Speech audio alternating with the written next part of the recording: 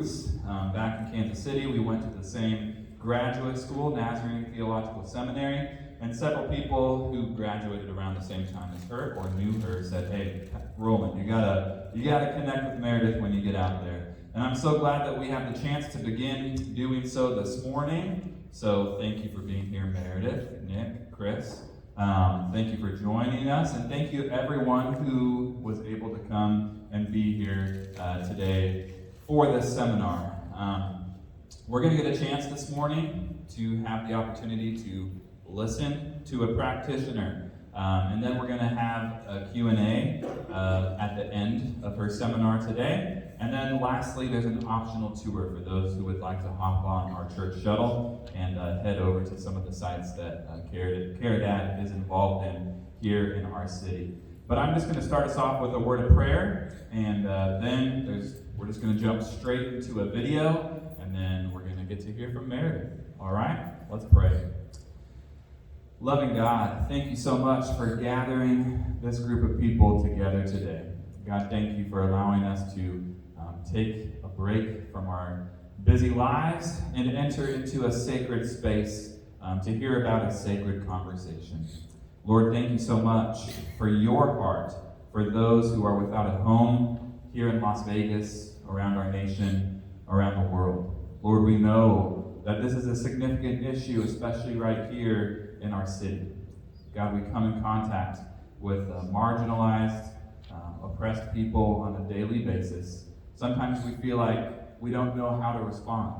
And so God, that's one of the reasons why we're here, is to have the opportunity to learn from someone who has done a decent amount of work in this field and who has been there herself. So God, open up our hearts, open up our ears, open up our minds to what we are about to hear today. Lord, may this conversation inspire us to love more deeply, to love our neighbor as we love ourselves. And so God, we commit this next hour or so into your hands. Be with Meredith as she presents. And God, we love you and thank you for this opportunity. Amen. Amen. What are some reasons that you can't afford permanent housing? You can't afford rent, no job, no money? I was actually left here with no cell phone and no wallet, no. Yeah, I got stranded here. Would you ever want to go back? Yeah, I want my life back, of course. Like back to Sacramento? I mean, sleeping in your car is pretty crappy. Being a woman, I was scared. I wouldn't go to the shelters because I was just too scared. And something as simple as food stamps, like it didn't even dawn on me because I never thought of myself as kind of one of those people. So even utilizing resources that were available to me, I didn't know where they were.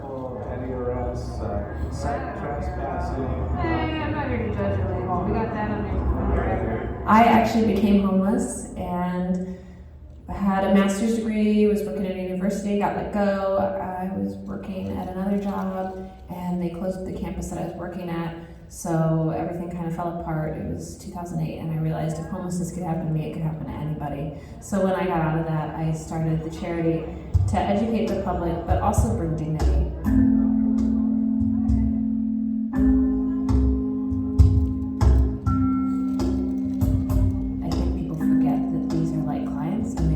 Customer service.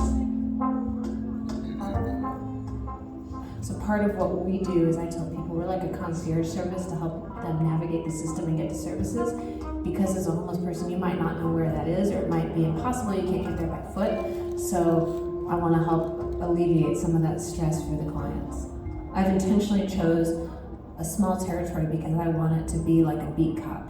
We have our territory divided up intentionally because I want to be able to cover our territory every day. I want to know the business owners, I want to know the homeless people, I want to know the security teams and chiefs.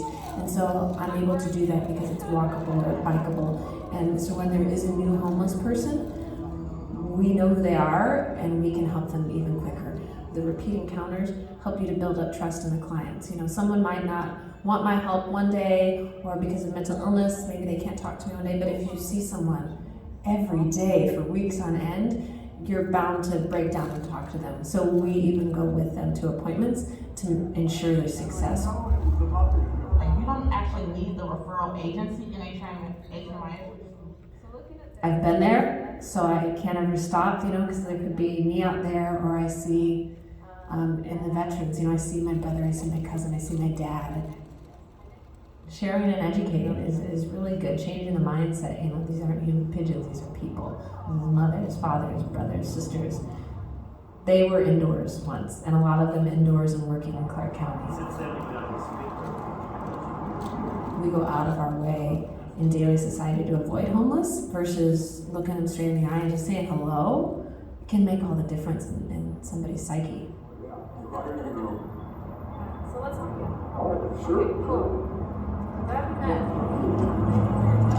Yes. Cool. Hide that bus pass. I guess I never even put. Thank you, everybody, for being here on a Saturday. I appreciate you for coming to listen to me talk. My husband does not enjoy that, but thank you, husband, also for being here. My husband's here. So I feel like that just tells my story. I was a Nazarene youth pastor, and because of a break with my family, my campus closed, and PLNU let me go, but they took me to court and took away my unemployment. So I got the judgment against me the week that the market crashed in 2008. So it was kind of a parade of terribles that happened. And so I lived out of my car until I couldn't afford it anymore. It was hard to live in San Diego with your wages garnished. And it was really, really hard to get a job with a master's degree in divinity and only church work. So I want to share how this started, and I have a deck here. So we started in 2010 after I got on my feet.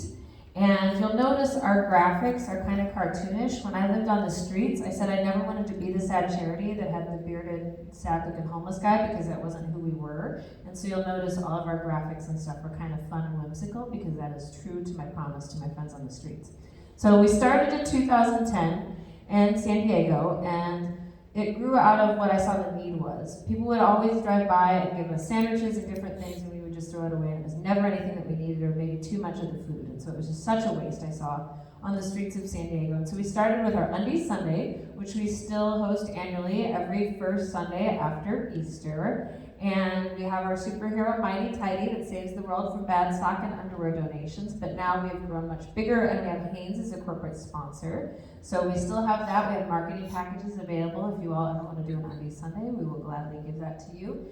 So that was in 2010 with volunteers in San Diego. I met my husband and we moved to Las Vegas in 2013, and then we moved the charity here in 2014. And we were a street outreach organization, which is what you saw in the video, with a customer service focus. Then in 2019, we switched. We went to the garden operations, which is what we do today. My dear friend Tony Shea had this indoor hydroponic farm, and his vision, not mine, his vision was to do the gardens. I didn't know how to garden, and I joke now that he's passed that he's gotten me into charity quicksand, and I still don't know how to garden. So I'm going to get into now what we do today. If you'll go on to the next slide, please. So this is what we have today in our Caridad family, and it quite literally just means charity for any Spanish speakers out there. I didn't know what to name my charity, so I named it Charity. And we have our gardens, we have the DT Alley, and we have Hebron. If you're going to be going with us today, you'll get to see all three of those sites. And we have a fourth site coming online that I'm on an NDA, so I can't share, but pay attention to the news. December, early January, we're going to be doing a big press release, and I cannot wait. All right, next slide, please. All right, this is just my team of all-stars that make me look good. We're now up to 150 people that are under me and 7 job sites. I couldn't do it without some good leads, so I put this in there because I got to give them the shine. These are the people behind the curtain, so they are amazing. I couldn't do it without them. Next, please. All right, so our garden operation, we have our indoor hydroponic shipping container, which if you go today, you'll see that. And it's a vertical farm, and we grow about 2.5 acres of produce with 5 gallons of water in downtown off 11th and Fremont, and staying true to our model of small walkable footprint. We sell produce to the bars and restaurants within a 2-mile radius of the farm, which is very easy to do on Fremont East. And so that is actually Congressman Horsford with one of our veterans and farmers. We started it as focusing on veterans as a jobs reintegration program, but what we realized with veterans, we are what is called low barriers. If you grabbed a glossary of terms back there, I realize now, I used to hate it, when I got into homeless services that we just throw out words and jargon, and I realize now I do that. So that is, if I get going too fast, that is there to help you, because I realize I'm guilty now of doing what people used to do to me. So, we realize we're low barriers of harm reduction is our model that we use, and kind of the assumption that we know people will have addiction issues, so we don't try to fix them, we don't require sobriety. However, if you're going to be interacting with the public and around heavy equipment like that and have your food handler's card, we can't have you hopped up on meth. So, we created our remote gardener program because we had people that had their addiction issues, behavioral issues, maybe horrible PTSD, or severely disabled. That's one of our farmers, George. He's in a wheelchair, and so he grows. He's a remote gardener. He has a planter bin in his house. They're required to make 3 times a week check-ins. That 3rd time is to get paid, so they better not miss.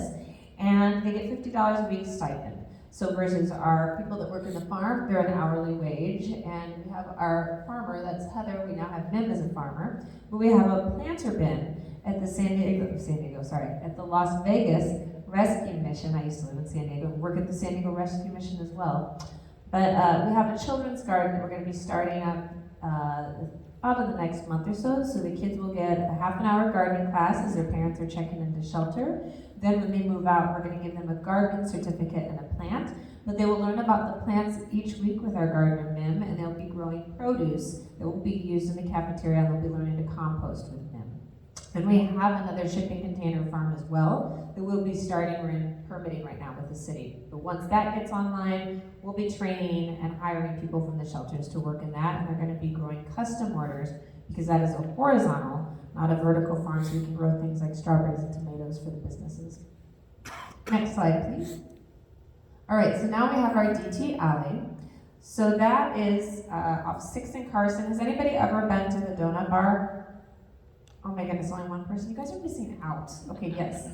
You guys need to go to the donut bar. We get there early because they sell out every morning. So the donut bar is fantastic. There is an art alley off 6th and Carson, basically right across the street from the Heart Attack Grill and the Fremont Street Experience. It used to be a dirty, nasty alley. People were shooting up. It was disgusting. The businesses in the city voted to privatize it, and instead of having separate dumpsters, we have one centralized trash area. The money that they are saving on the big dumpsters go back into our staffing for the programming. So our team does the cleanup. They're trained in bloodborne pathogen prevention, and every year for the Life is Beautiful Music Festival, we actually get the contract and we clean up the festival footprint. So quite literally, we are the last people, and we radio it in so they can set up the streets and close down everything. So pretty cool. So that has grown into our jobs program, which you see on the left are the alley ambassadors, and those are non-veterans, so street homeless non-veterans, and our porters, which are our veterans. Literally name only, everybody works the same, they get an hourly wage. But so through this program, we can literally meet someone, my team, meet someone, put them to work that day, and within 30 days, because of the worker shortage, they can have full-time employment and be paying their own way and in their own space. So pretty amazing what we've done. Thanks to the city and Life is Beautiful, we were able to expand and hire 10 people over the summer, and they are all in housing, which is amazing. And then we have Wellness Wednesday. So if you are in our family and you work for us in any capacity, you are also required to go to a once-a-month meeting. And at the end of that meeting, we ask what's working, what isn't. So this is client-driven. And they said, we need more wellness programming. They didn't say it like that because we're old grumpy vets, but basically what they were saying is we need wellness programming. So we have free community workouts, which is what you see up there with the LV bar stars. So they come every Wednesday to our alley, free community workouts for everybody. Then we have trauma recovery yoga once a month. That is for free to them. And then we have heart math meditation with a trainer, and that has been proven in science. We've got a guy right now that takes his report back to his doctor because it's lowered his blood pressure and all sorts of good stuff. They can do that on the clock. We encourage that. So we don't want them to miss work, but we want them to take care of themselves. So they can quite literally get paid to go to these sessions. Next slide, please. And then now we have Hebron. That is the new kid to our portfolio. They came online November the 4th. It's off Las Vegas Boulevard in Charleston. It was the old Share or Veterans Village, if you're familiar with that property. We took it over and we implemented this programming. So we have 3 Square, which is our food pantry. They supply for us. We have a food pantry, not just for the residents, but also for the community. We're seeing more families these days. And then we have our monthly family meal, Again, if you're in the family, you're welcome to come to this. So we have our veterans from other job sites come and they eat a meal with us. We have reporters as well that show up. And then we have a clean room, and I call it a good tenant, but it's basically pay your rent in the month, and you go in a drawing for a gift card. So we have prizes for people. I like to reward people for doing good. It saves us from evictions and hoarding. And then we have right now a sponsor a door option. So we've partnered with 5 local artists, and as the donations come in, we give the sponsor a bio about the artist and the newly housed tenant.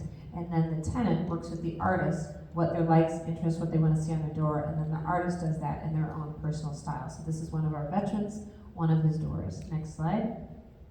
All right, this is just the down and dirty. I joke that Hebron is like unraveling a sweater. We took over a 1963 property that had very little renovations, so it's been rough. We haven't gotten any grant funding. We're just using rent funds and basically depleting our savings.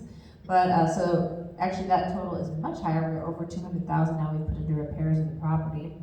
And it's about 2,000 if anybody ever wants to sponsor a room or you want to get together as a group and sponsor a room. What we're doing as we flip the rooms is bringing them up nice, new, renovating everything. So it's about 2,000 per room. Next slide, please. And this is who we've seen. This is our demographics. This is a year snapshot of who we've serviced. Next slide. And so since we started the gardening program in 2019 to January 2022, we've actually housed and helped 202 unique individuals. So pretty amazing what we've been able to do as a small organization. Next slide, please. Thank you. And so I'm going to leave this up when I'm talking. If you guys want to add us on Facebook, contact me personally. That is how to get a hold of us. So I'm going to give you a quick snapshot of homelessness in Southern Nevada if you aren't familiar. If you are, I'm sorry, I'm probably boring you to tears. So in 1994, the city of Las Vegas, in an effort to help end homelessness, started the MASH Village, and that was a one-stop shop, and they also agreed to centralize the services, so move all the shelters to one area, which is now called the Hope Corridor. That area is where they moved everything. They had this one-stop shop, and at the time, the director was Linda Randall L. Well, she saw things weren't working, and she stepped away, and she started Straight from the Streets. Straight from the Streets was a new concept back then, and it was unheard of for an agency to go out into the streets and meet the people where they're at. Traditionally, the model had been, you gotta get into the office, into the brick and mortar to get the help. But Linda saw that that wasn't working, and so that's why she started Straight from the Streets. Her widow still carries that on today, and we are partners with them. And then in 2002, the city chose to close the MASH Village, is what it was called, because they realized it wasn't best practice, it wasn't working to have a centralized area and a one-stop shop. In 2009, HUD, or Housing and Urban Development, adopted what I refer to as a low barriers harm reduction model, and they started the 100,000 Homes campaign, which was housing people, and I'm going to show you guys, I have another video, it's Comedy Central, so I'm going to show you that video now. The family that owns this property reached out and said, they got me out here and did a walk through, and I fell in love. As soon as I came off the highway and drove out this neck of the woods, I felt at home. And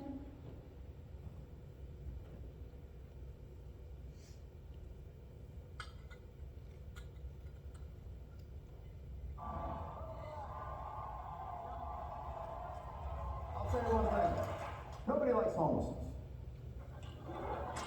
I'm very controversial, least of all the homeless, but what can be done? Salt Lake City, Utah has a plan that will blow your mind. Hassan Minaj reports. Across America, new and innovative ways to alleviate homelessness are being introduced, like banning the homeless because of body odor, fining them for sleeping outdoors, and arresting them for sitting down. But Salt Lake City, Utah has taken the next step by removing the homeless from their streets altogether. Sir, have you seen any homeless people? Nope. Have you seen a single person living in a cardboard box? no, sorry. Where the hell did they put everybody? To find out, I sat down with the director of this initiative, Lloyd Pendleton. We have reduced our chronic homeless count by 72% since 2005. Did you hide them underground? We did not hide the homeless people underground. Did you convert them from Mormon to gay? We did not convert them from Mormon to gay, or gay to Mormon. So how did they do it? We did it by giving homes to homeless people. Well, you did what? We gave homes to the homeless. Yes, it's simple. You give them housing and you end homelessness. That's right. As part of a program called Housing First, Salt Lake City is just giving apartments to the homeless. You gave a homeless person. A home. Okay, so you gave a home to a homeless person, but that still makes them homeless. No, you're housed. Because when you're homeless, you do not have a home. That's what the word means, homeless. I'm gonna be honest with you, I saw the movie Interstellar, and that makes more sense than what you're saying. Well, you may think it might be adding up, but it adds up to us. Sure, giving homeless people homes sounds like a good idea, just like feeding people and providing health care sounds like a good idea. But everyone knows we just can't afford it. 22% of Americans are currently receiving some kind of government entitlement. That's 67 million people. And the truth is, we can't afford it. What do all of these handouts cost good, hardworking people of Utah? These handouts cost probably $12,000, $10,000 to $12,000 per person housed. There you go. Compared with $20,000 a year on the street. Wait, what? What we give them is more effective and efficient than the emergency system, emergency room visits, EMT runs, and jail time. But I feel like you're just giving them a home. Yes. Okay, so it makes financial sense. But the fact is, it's going to make them lazy. They disincentivize you to get off welfare and actually go to work. I'll get my rent paid. I'll get food. Why would I work? Why would I work when the government pays me not to work? Why indeed? What you guys are doing is incentivizing mooching. We don't see them as moochers. We see them as people in great need of some support to fulfill their life. It's almost as if Pendleton sees the poor and homeless as actual people. This was getting complicated, so I went to visit one of these moochers in their moochatorium. This apartment has given me a job. With that job, I can move back to Chicago and be with my son, my daughter, my family. Do you see how this is a slippery slope? Doesn't it seem that you're totally dependent now on four walls and having a roof over your head? Yes. You're never going to want to sleep on concrete ever again. Why would I want to sleep on concrete? I didn't want to do it when I was out there. But if you just give people these apartments, the next thing you know, everyone's going to want to be poor. No one wants to be poor. Everybody needs a hand sometime. This was getting a bit confusing. If you're a poor person, you're supposed to look like this. But this guy has a job, an apartment, and general self-esteem. The image we have of poor people as starving and living in squalor really is not accurate. Many of them have things. 99% of them have a refrigerator. 81% have a microwave. 78% have air conditioning. What? So they're eating food that's been chilled and then heated? They're not supposed to be like us. Russell, they gave you a panini press? Oh, I think I bought that. Now I'm totally lost. We've given him a home. He's gotten his life back together. He's become a productive member of society. And it's costing us less? So what's the catch? What is the catch? Yes, there has to be a catch. Is this like a homeless timeshare? They don't have to have a timeshare fee every year. Very simple. It works. So if you see a homeless person, don't feel bad. Know that they can get a second shot at life. All they have to do is live in Utah. Hassan Minaj, over there. So, as silly as that is, that is my friend Lloyd, RIP, that changed things in Utah and they ended homelessness. Now, sadly, Lloyd left Utah, retired, and they went back to the shelter system and rules, and now they have a huge homeless problem in Utah. One thing that we learned through the 100,000 Homes campaign in 2009 was that rapid rehousing, or what they're talking about, housing first, only works for a certain subset of the homeless. So if you were to close your eyes right now and envision a homeless person, what do you see? Do you see male or female? Male or female, what do you see? Male. Okay, young or old? Old. Do they have a substance abuse problem? Yes or no? Yes. Yes. Okay, so that's not true. And what we know about homelessness in the US is that that's only 25%. Now, why is it that you think of that? Well, that's who you see, right? That's who you see everywhere. And those are the people that are causing problems. They're calling 911 on them all the time, whether they're calling on themselves or they're getting 911 called on them, they're going to jail, they're breaking windows, they're running amok, right? And so they are substance abusers, they might have mental health disorders. That's at 25%. Now, the other 75% is made up of the other different subpopulations, including veterans. In Southern Nevada, that's really small, and I'm going to get into that in a second. But the majority of who we have in Southern Nevada as homeless is youth. So 23 and younger, we call them TAY, or transitional age youth, if they're 18 to 23, and youth with families. And what we're seeing a rising increase in is families. So it's families and kids is who we have in Southern Nevada. And our system is broken because unless you were in a youth shelter as an under 18 child, you have to go to an adult shelter. So you could be newly homeless. Maybe you got kicked out of your home, and you have to go to the men's shelter. So you've got to get in line with the men at Catholic Charities or the Rescue Mission, and you're expected to fend for yourself on the streets. So this is kind of a broken system. For families, what we require, we only have a couple places that can take a whole family unit. And so what has to happen is, if they have room, the women and the children can go to the shelter together, and the men have to go to a separate shelter. So we can't, because they're always full, we have such limited space at our family shelters, we can't even accommodate families. We also can't accommodate people that have jobs. All of our shelters require you to get sober, but also make curfew, be on lockdown, and volunteer on site for the first 2 months that you're in that shelter before you can go out and get a job. So quite literally, you can't be working and have a family and be in our shelter system.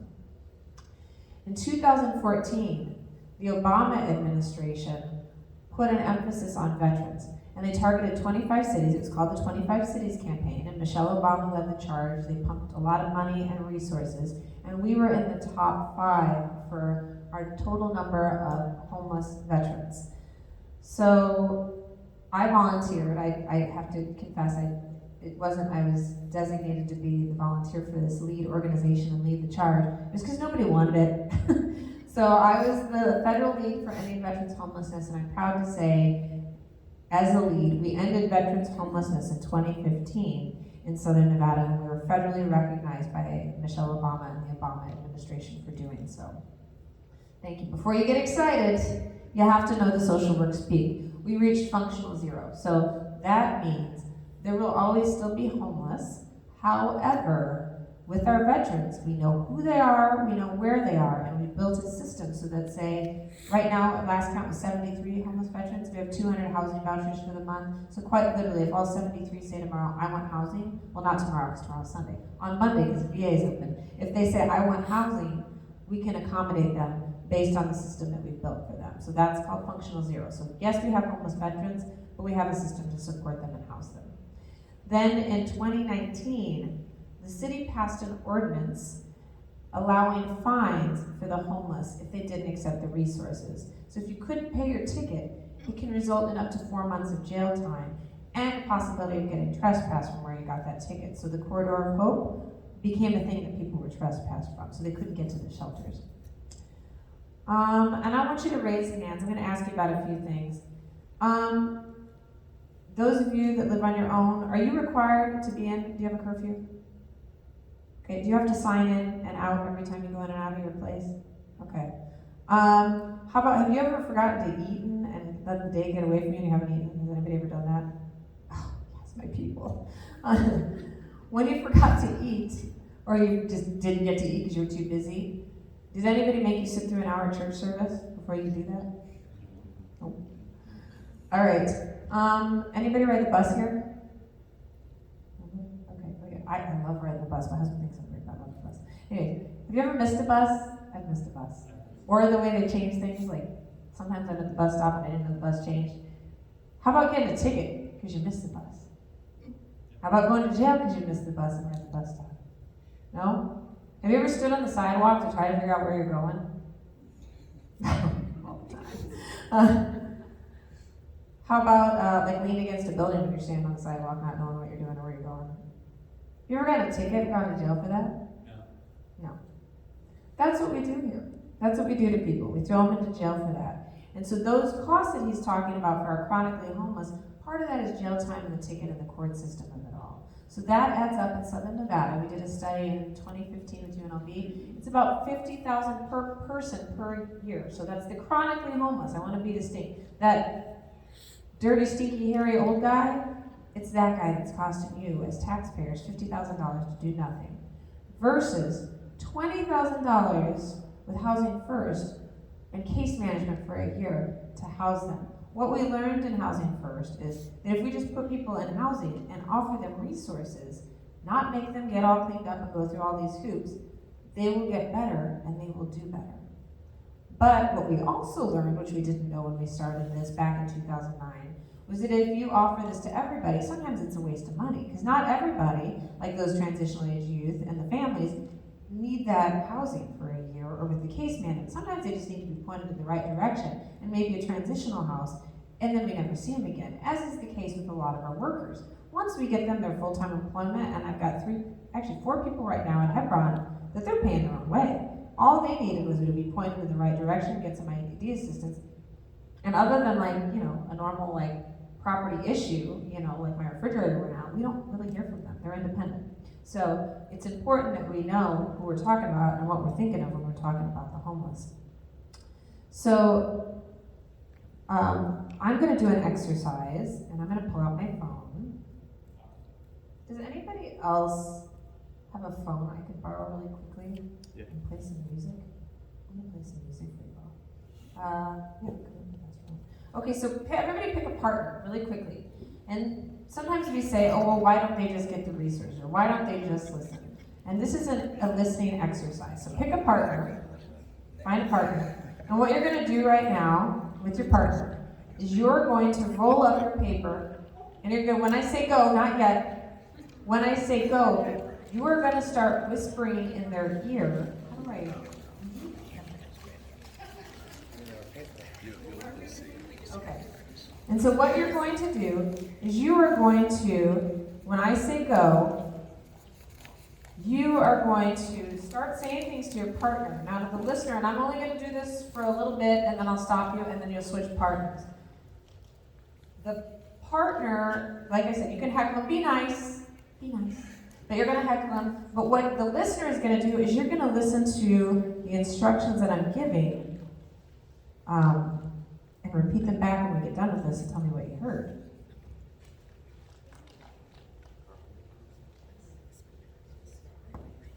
Okay, so get ready. Roll your paper up because you're going to heckle in their ear, and then I'm going to give instructions. I think, is this one still on?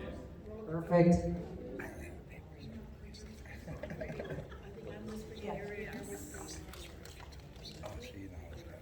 Okay, get ready. Are we doing We're going to start the simultaneous? timer. Get ready. Wait till I say go. Start your turn. One listener, one turn. All right, ready? And remember, you're going to start heckling when I say go, not until.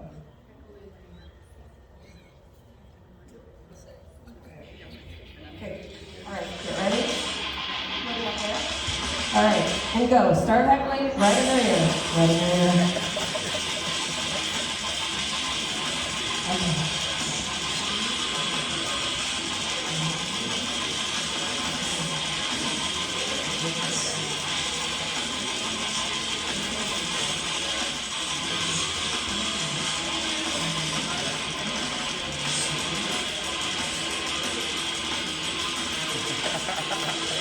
Okay, stop. So now you get it? I got it. All right, now switch partners, and now it's your chance to get them back, right? And remember, you're going to try to tell me what you heard me say, all right? We'll start with the carpenters first instead of the pig destroyer. All right, so get ready, you're switching partners. So now the listener becomes the heckler. So switch partners, all right. And go.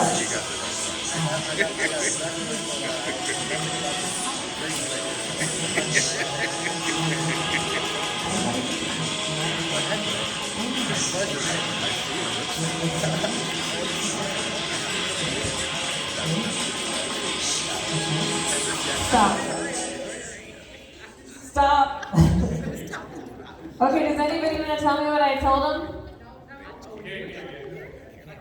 Why couldn't you hear me? I gave you instructions. I said it really simple. I said it twice.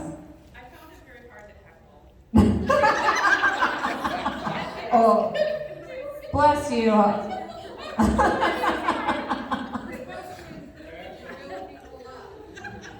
You guys are encouraging?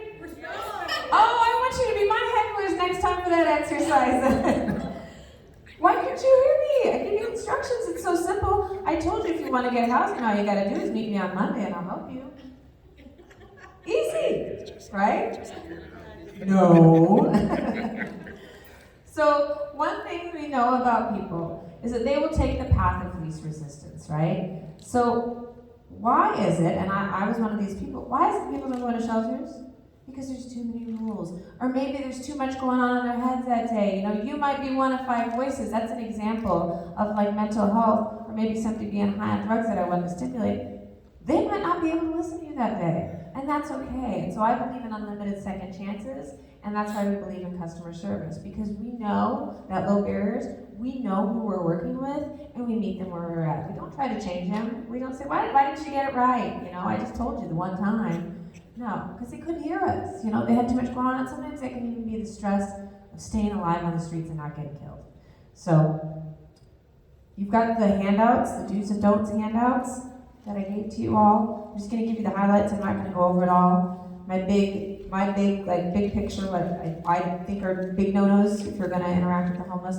First of all, also don't just like run up on somebody. You're basically in their house, and how would you feel if somebody just busted in your front door and said, hey, I want to give you a sandwich? Yeah, it'd freak you out. So don't do that, especially if somebody's sleeping. Like, you don't have to wake them up. All right, so the big one, sarcasm. Don't use sarcasm. Like, you don't know what they've been through. You don't know what's happened in that day. They might have just found out a child died or something, so be careful. Don't use sarcasm. You might even think, I got great rapport, I'm joking. It could hit differently because they're having a bad day. You don't want to be the person that sets them over the edge. Respect. Respect is a huge thing. You know, they have been let down by the system again and again and again by other people. So showing respect and even talking to them, these aren't usually children that we're dealing with. These are generally adults on the streets because they're chronically homeless. Treat them like adults. Keep your word. If you say you're going to help somebody, I'm going to be here on this day, that's okay if you can't make it, but let them know. I always tell people, I don't want to tell you yes because I can't guarantee that I'm going to do that, and I don't want to let you down. If you don't know, say, I don't know. Let's find that out together, or just, I don't know, let me find out and get you an answer. Don't fake it till you make it. It's okay to call people out. I have clients that make me uncomfortable and have said things that have been hit on in the streets. I just say, hey, cut it out, don't do that. It's okay to call people out when they're wrong, and you can do it from a place of love, but it's important to have those boundaries, because you have certain people that will walk all over you and take advantage and use that against you. So it's really important to call people out and make sure that you stand your ground and your boundaries. The other thing, don't be the hero. If you were not trained in this, don't try to save that human. Don't go into any harm's way. Please, we need you for another day. Call 911. Like if somebody's in distress, if they say they're going to hurt themselves, if they're suicidal, it's called a legal 2000. If somebody's put on a mental hold, say that when you call. It's important. If they don't have any weapons, say that too, so they don't come in hot and nobody gets hurt when they come in. Some good community resources for you to remember. 211. 211 is our info hotline for the Valley. You call that. If you say, hey, I don't know where the welfare office is, they will give you that information. They will give you that phone number on 211. That's our info line for social services. 211 is fantastic. It's a great resource. 24/7 you can call that number. 988. 988. That is a new number, and it is pretty cool. It's the suicide hotline. Sometimes people on the streets will be out of minutes. They can't call it on the phone. They don't have minutes to talk, but they can text. 988, you can call, you can text. It is a fantastic resource even for yourself. Program that on your phone. 988 is the suicide hotline. Then the last one is helphopehome.org. Helphopehome.org. That is our community page. We have our continuum of care, which is federally mandated. The Fed said if you're going to get government dollars, you got to have this continuum of care, or COC board, and it's made up of government entities, so all 5 jurisdictions, Clark County Social Service, first responders from all 5 jurisdictions, homeless service agencies, and current and formerly homeless individuals. So they look at the money, they say where it goes, they ask for accountability, and more importantly, they offer resources and are the vessel that coordinates the resources for the valley. So helphopehome.org. So that is all I have, and I want to open it up if you have any questions or thoughts.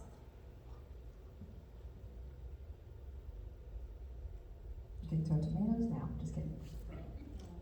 You know, I can see there's a real difference in your approach, say, than the Rescue Mission or the Salvation Army, that have, you know, you have to do this, you have to abide by these rules, you have to sit and listen to the gospel presentation. Are you recommending that we can refer them to you or give them your address, or how do we get them in contact with you? So technically no, because we have that small defined footprint to get to us. But if they work and they want to be working downtown, that's fine. But Help Us Southern Nevada covers the Greater Valley, so if they are just around town, there is the City of Las Vegas More team, if they're in the city, and the City of Las Vegas More team will go out to them. That is their outreach for the city, if you know if you're city or county. Let me give you that number. And what they will do is that street outreach like we did, they go out and do the street outreach, the housing assessments, transport, all that stuff. So let me get that number.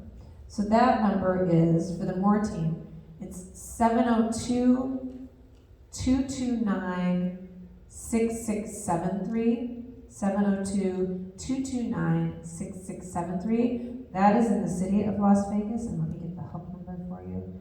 And I'm not knocking, we partner with the Rescue Mission. Some of that works for people. Some people do need the programming and the structure, and they thrive in that environment. So I tell everybody, we can all sit at the table. Everybody's got different approaches. Our particular method, and what I've learned, is it just works for the people that don't fit in anywhere else. And so, like I said, for me, I worked at agencies that as they got more contracts, they took over more territory, and I saw how the help was diluted. And so that's why I say, no, it's not that I don't want to help people, it's just, I know the limits of our team, and I want to make sure our customer service never drops off in the quality of that customer service. We're not in the city here. You're in the county. Most everybody's in the county. Yeah. Yeah. So we have the homeless here around the church. What do we do with them? Yep, I'm pulling up the Help Us Southern Nevada. You are actually not far from the Help Us Southern Nevada offices. But they are fantastic, and they have housing. They actually house their people at our property. So we have been partners since the Veterans Initiative. They are fantastic. I joke they're our outreach cousins because they're bigger and better, and they've been doing it longer. But so that phone number for help is 702-369-4357. 702-369-4357. And they even do things like utility assistance and rental assistance. So even families in need, they have great programming for them as well. What's the name of that organization? Help Us Southern Nevada. I'm also going to pull up another number for you, CHIPS, which Lex was in that picture. Lex was one of my first employees, and she now is the director of CHIPS, and they also do rental assistance right now. So CHIPS is 702-560-6584. 560-6584, and they get funds from the county to do rental assistance as well. What does CHIP stand for? Oh boy, you would ask me. I don't remember. California Highway Patrol. No, it's not California Highway Patrol. So CHIPS was born out of the 911 system, and how it initially was started through Las Vegas Fire and Rescue, was they realized they were getting all these calls for non-emergency people, and when they looked at the data, there was a snapshot of the same people were frequent flyers of the 911 services. Sometimes it's as simple as, we had a guy that just kept falling out of his wheelchair, or he'd get beat up. He had his legs were amputated, and so he'd get robbed and knocked out of his wheelchair, and we actually helped him get housed. It was a super crazy situation to where he was left at a bar as a baby, abandoned. The bar owner took him in and just made up a birthday, and then he got arrested. He made up a social security number when he got arrested, and that he used, and when we went to get him housing, he required to have your identifying documents and a social security number, which he didn't have. So our partner, Congresswoman Titus, made an emergency call, and literally same day we got him a social security number made, so he was able to get housing. We worked with first responders to train him on how to transfer himself in and out of his wheelchair to the bed and around. And he was housed for a whole year before he called me and he said, "Hey!" I said, "Hey, what's up? What's going on?" He said, "You remember the name of that barber you took me to?" He's like, "I like how he did my haircut. I haven't found a good one since." And quite literally, he called me instead of 911. That was like the only call we ever got from him once he was indoors and learned how to take care of himself. It was awesome. He was a 6-time-a-day 911 caller. Oh. Yeah. Aren't all these people just homeless because they're service resistant and want to be homeless? Nobody wants to be homeless. I've been doing this, well, I was homeless myself, but I've been doing this for like 13 years now, and I've never, in my thousands and thousands and thousands of people that I've interviewed, I did a property in San Diego and I had 746 clients on my caseload. Never met a homeless person that wants to be homeless. But are they dealing with things? Maybe do they not like their options? Yes. But even my hardest to help have always, when we meet them where they're at and find out, it might not be ideal and it might not be what you or I would feel acceptable, but you kind of have to put your values and morals on the shelf when you're helping people.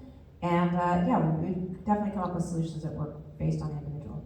Yes. How many homeless people are there in Clark County? Oh, goodness, you know I'm bad at numbers. Why are you asking me that? I think last time on the point in time count, it was 7,500. It's around 7,000. We kind of stick around that 7,000 number. And unfortunately, per capita, Southern Nevada has the most homeless per capita. It's about 1% of our population. No, almost 1%. But so we're in the top 5 every year for our homelessness. So that's like next to San Francisco, LA, New York, San Diego, which is pretty bad. Yeah. So I apologize that work called me out in the middle of your presentation, so you may have already addressed this. Oh, that's okay. What do I do for that same guy on the same corner every day I see on the way home from work? I mean, I don't give him money. I know I already see your do's and don'ts here, but what do I do in that 1 minute or 45 seconds I have? Have you ever talked to him? No. Oh. Because I feel like I can't get into a long conversation. The light's gonna turn green. Yeah. Oh, you're at the light. Yeah. You know what? I tell people a great way if you don't have the time and you're on the run. Carry socks. Carry socks in your car. If you can afford it, a bus pass. That way they can maybe get to wherever they need to be. Sometimes they're just panhandling because they need stuff, like real practical things like dog food, meds. So socks, tube socks are best. Tall white tube socks. Hanes, hint, hint, because they're our sponsor. Tall white tube socks, because then you can wear them for gloves. If you zip, but if they have to go to the bathroom, you can serve as toilet paper, or you can store stuff in them. So people prefer the tall white ones. That's a great thing. Water, snacks. Although snacks, I say go easy on the snacks. People do what they like. People don't always have teeth. Medicare, Medicaid only does extraction, so it might not even be a drug thing. It might be they get their teeth pulled because that's all Medicaid covers, so they don't have teeth because of that. So just soft. When the world shut down, we did COVID care kits, and we had squeezed packets of fruit pouches, so baby fruit pouches, and then we had, I think, is it Mike and Larry's? Lenny and Larry's. I was off. Lenny and Larry's has a protein cookie that was really good, and so it has a bunch of protein in it, even though it's a cookie, and it had a bunch of goodies in it. So we used Lenny and Larry's too because it was a protein source for them that they could eat. Yeah, in the back. For folks that might be experiencing either mental health or substance abuse issues, are there any other resources to call besides the police that might be more helpful? Yeah, so the question was if anybody's experiencing mental health resources, is there a better resource to call? We're working on getting there, and they're working on an outreach team for the Strip right now, which is fantastic. They're gonna have licensed social workers on the Strip. But I would say until then, if you can call the MORE team, call the MORE team in the city, call Help Us Southern Nevada in the county, and they can just disperse a team to that human, because then they have trained professionals that can do the in-the-street assessment with them, rather than you try to go through the phone maze and find the right resource for that human that's in distress in the moment. I would say call the professionals, let them handle it from there. Or again, if it's a real emergency and they're in distress, call 911. Yeah. So, since we're a church and we're gathered here just for this resourcing opportunity, what are some best practices for those without a home who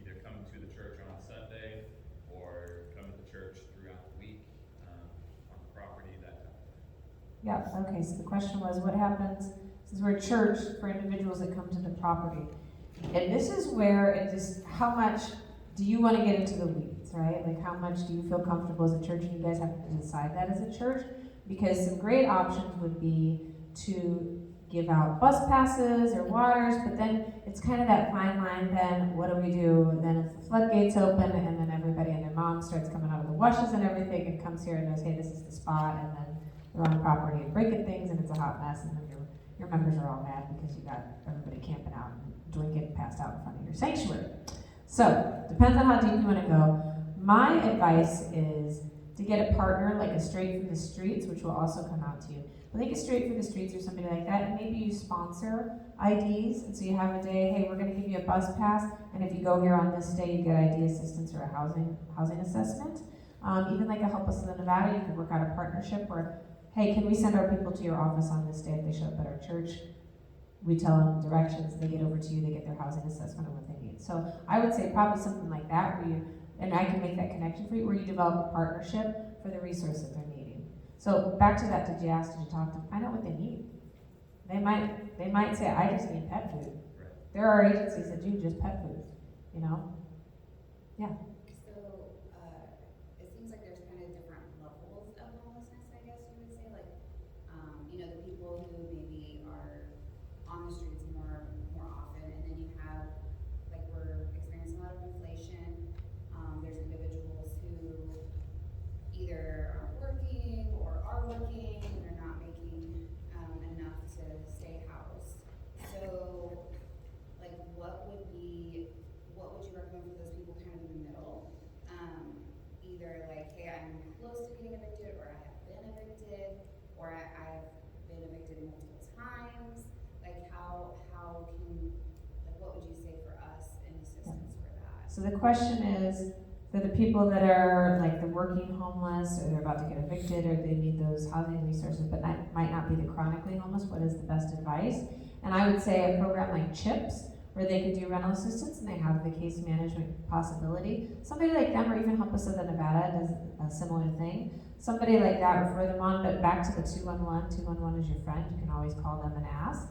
But I would say send them that way. Right now, too, because there's still that money, the government pumped basic needs assistance and some of that COVID relief funding. We still have that in the state. We still have that in the pot of the county. So there is a thing called CHAPS, CHAP, I said put an S on it. CHAP, there's a CHAP program, CHAP, at the county. So if you can directly say, this is a result of COVID, I got behind, I lost my work, whatever. They have an assistance program that is called CHAP, and you can Google that at Clark County Social Service, where you can apply. And the landlord cannot evict someone if they have applied. Even if they haven't been approved, it buys them time in the system. And so what they do is they apply, they'll have to show their documentation, prove their income or non-income, send their rent, utility bills, everything, and then if approved, they pay all that back rent and the fees to the landlord. And so that is a thing, the courts are able to look that up, so if that person just goes and applies for CHAP, then they CHAP, I keep saying CHAPs. Anyways, but if they apply for that, literally the judge will not grant the eviction if they apply, so that can buy them some more time too if they qualify and they're under that umbrella as well. And then, so we have a lot of caring individuals here. Want to help people, want to be a support, sometimes not knowing how to do that, and you've given good feedback on that, but like, what would you recommend, or what have you experienced yourself in terms of boundaries with individuals, like how far you'll go, how far they'll go, in terms of looking for resources, giving resources, things like that? Oh shoot, Chris just left. Chris lives at my property, so she asked, the question was about boundaries and caring. They call me Mean Mommy. So I am kind, I am Mary Poppins, so I'm not.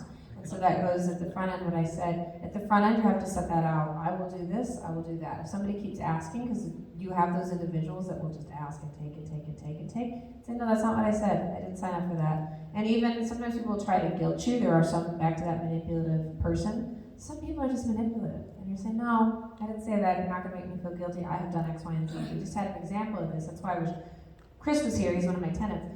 But to where I knocked on the door, woke everybody up on that whole row. But the person I'm trying to help agreed to come with me today and said they want help getting out of trouble and running the streets, I said, what you're not going to do is you're not going to yell at me through the door. You're going to get up, you're going to look me in the eyes and tell me you're not coming with me. And how annoying was that this morning? It was about 5 minutes of continuous knocking on the door and window, and it was super annoying, and I was 100 feet away. It was really annoying. But then when I had that conversation, I made her open the door and I said, here's the deal. I said, I'm trying to help you. You're now going to make me late for my appointment to speak. It's no sweat off my back. I don't have to do this.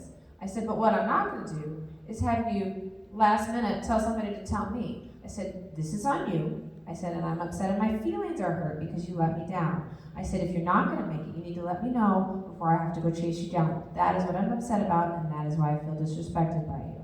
So you can have those frank conversations with people, and they hear you, and you can do it in a loving way and coming from a place of concern. And I think it's better if you do it from a place of concern because people pick up on that versus they've been browbeaten and they can tell when people don't like them, you know? Is that probably after building some type of relationship with them? We have shed tears. Yeah, I would come in hot like that to somebody I just met. We've got another individual, I'm going to use his name, Sam, that I shake my finger at. Like, I'll honk my horn and just go like this. But this has been years of me telling him, I love you, I care about you, I'm here if you want to get help. The one time when he has wanted to get sober, he came running and crying, hey, I'm ready today. But I told him, you know, until then, I'm just going to keep shaking my finger, and you know why. And the one day, this guy sitting next to him, they're getting high. He said, why are you doing that? I said, none of your business. He knows why I'm doing it. And shook my finger and walked away. That was it, you know. But it's effective when it gets to the point. He knows I care. I don't have to say anything. He just knows he's in trouble when he sees me. We've had some incidents with violence. Is there any workable rule of thumb that helps evaluate that before you open the door and get in trouble? Get away. I always joke that you can kind of see in somebody's eyes too, right? If they're kind of having an off day. So if I trust your gut on this one, right?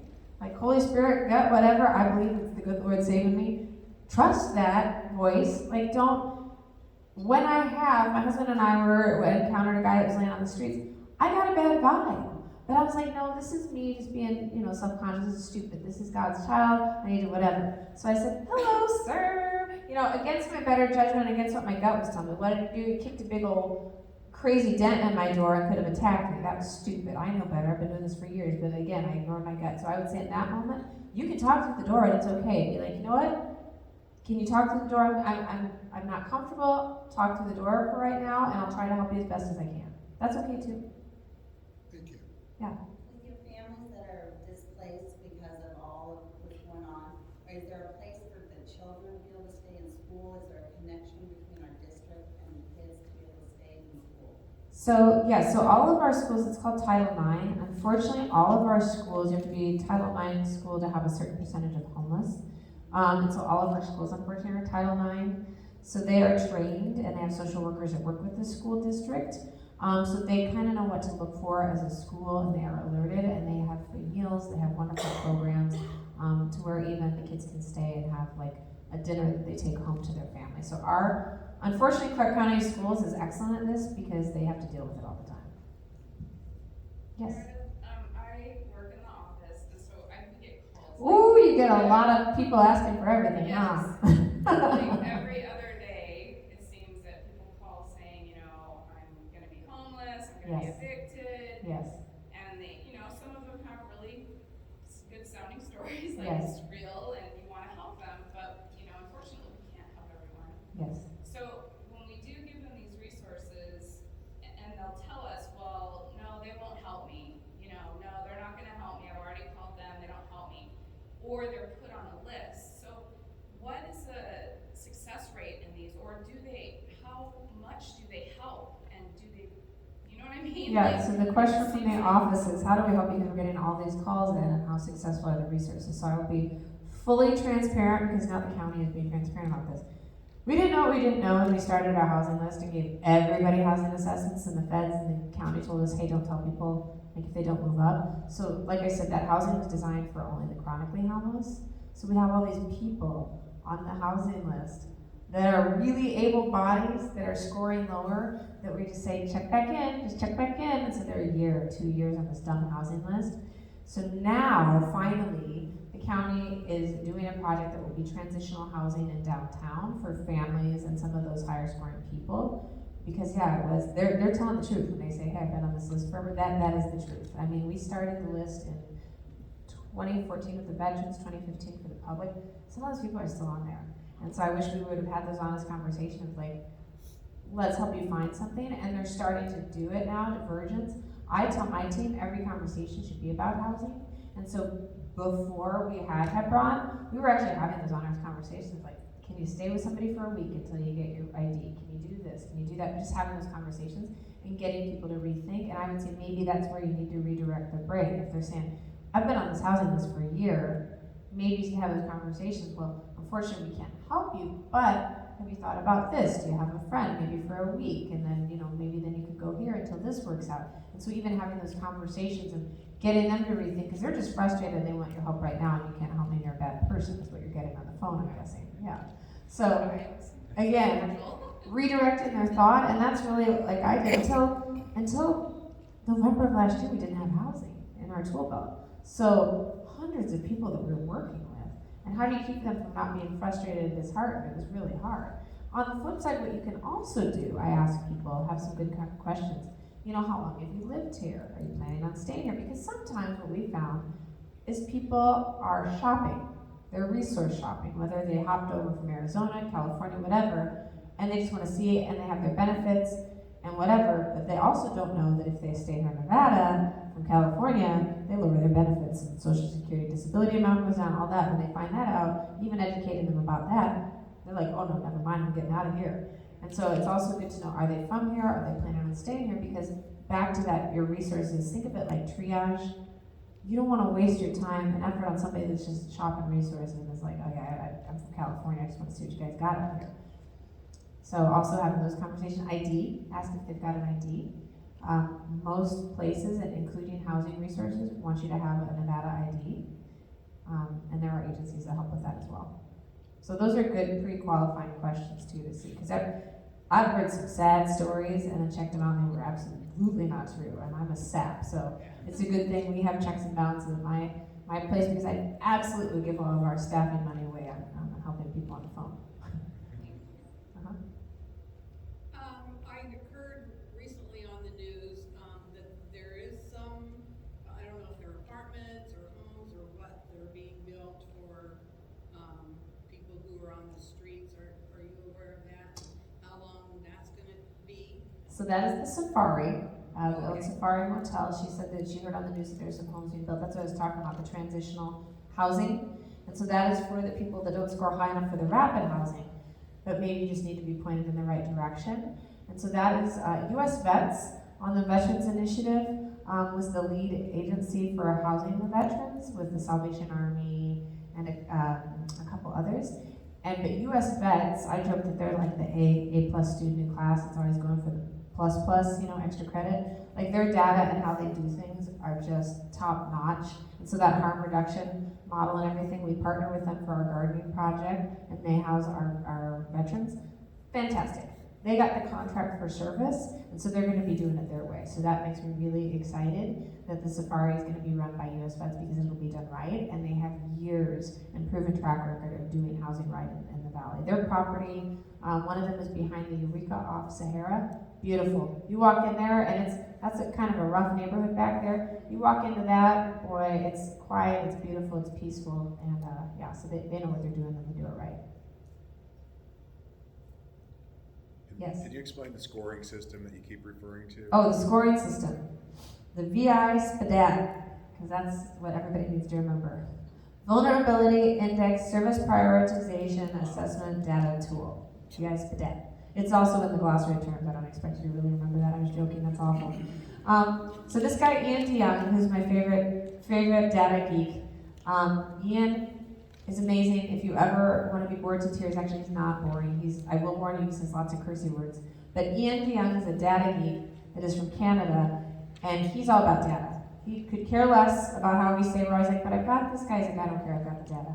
So the US and Canadian governments hire him now, multiple European governments hire him to be a consultant and fix their broken systems. He created this scoring system because what we realized was that we have people that are more able-bodied that we're getting to the resources, or we're able to flag down their outreach worker and get into the housing. Or maybe an agency had, their guy that they've been working with forever, he's a favorite, they really wanted to go into the housing because they really liked him, and he'd go into the housing over somebody that really needed it. And so he created this scoring system where it uses health measures, substance abuse, trauma, and other measures, even outdoor factors, like have you ever gotten frostbite is one of the questions. And so all these factors to score a person. And so 1 to, I believe it's 25 is our housing assessment in Southern Nevada. We added some more because we've got the tunnels and the heat here. So we added a couple more questions. And then call it like 10 and 11 is where a majority of our people score that are able-bodied and just need that transitional housing. So really Southern Nevada, we've mostly got 10s and 11s, not that high 20s that would need the rapid rehousing. But when we do, and we have a spot open, they're going into housing really quickly. The problem has been the need. They haven't done a good job, and neither has the federal government. They pumped all the resources into housing vouchers for the veterans, but they didn't do the same for the rest of the population. That's kind of a bummer. When we've had those meetings on Capitol Hill, they basically said, figure it out.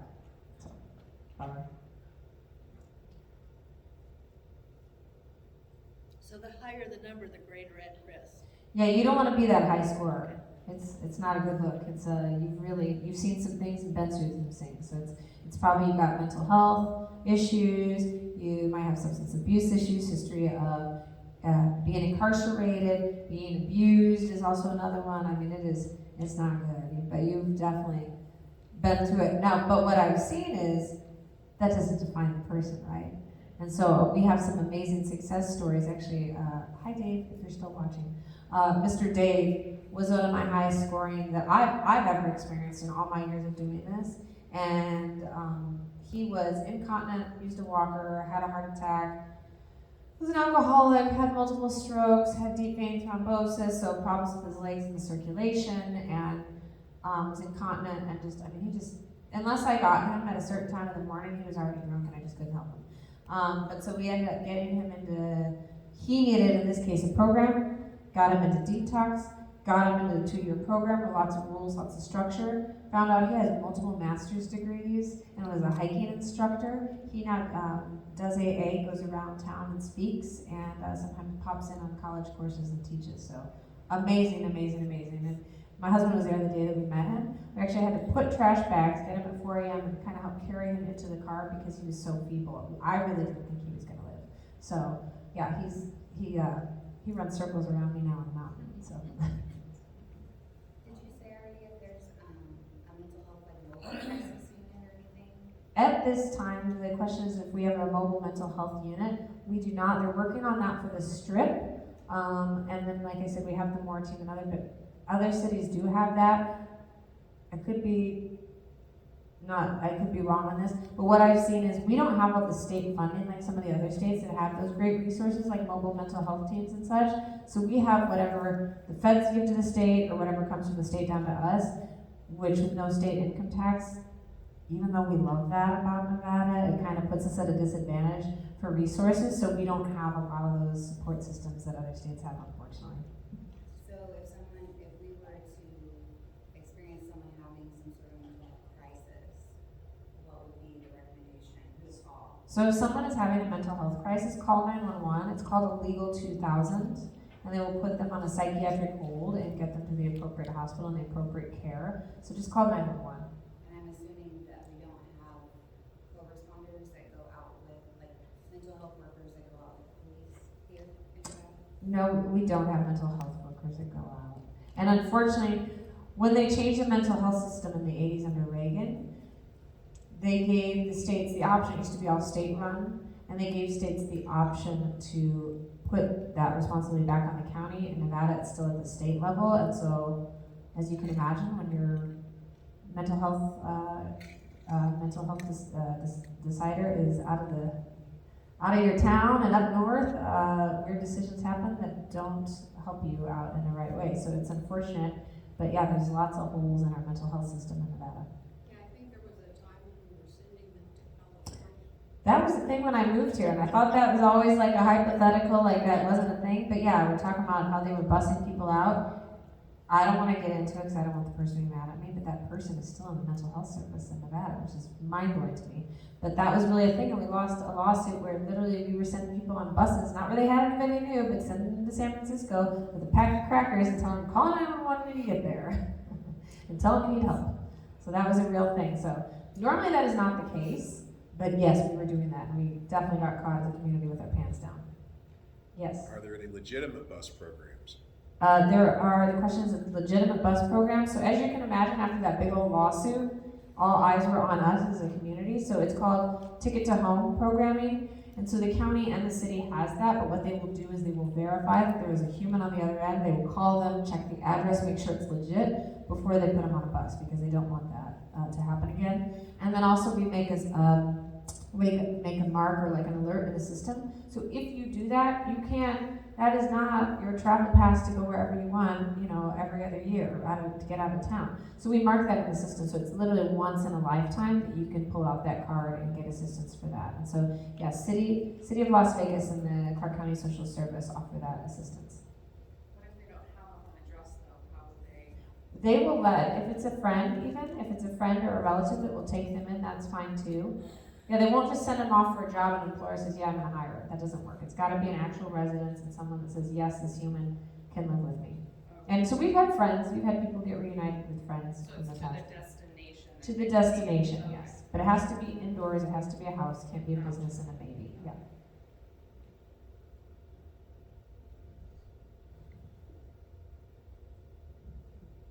Thank you. Let's say thank you to Meredith. Thank you so much. I feel resourced, I don't know about you, and really grateful for the time and